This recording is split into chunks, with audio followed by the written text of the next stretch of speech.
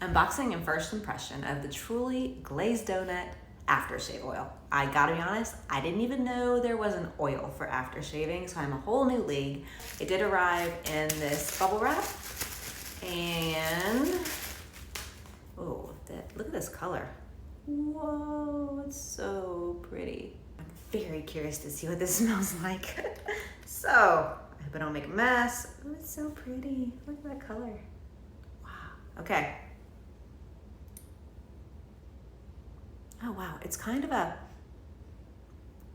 baked good meets like it's like a strawberry shortcake. Have you ever had like the mix of the baked strawberry shortcake and then the whipped cream is kind of in there and the fruitiness mixed with a little bit of like a tropical island vibe? Man, it smells good.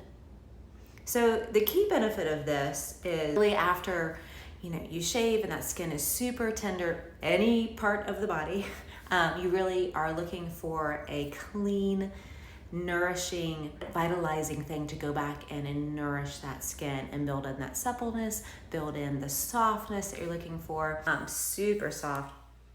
Smells good. Makes me want to go to an island, seriously. Or a French bakery, one of the two. It's loaded with coconut, grape, passion fruit, lavender, vitamin E, vegan, clean, high performance.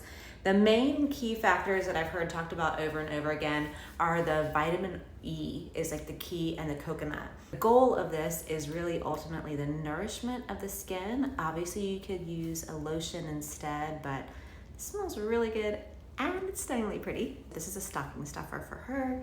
And it's just pretty. I think you would be thrilled to kind of have that out and look at that stunning color. So overall, quite impressed.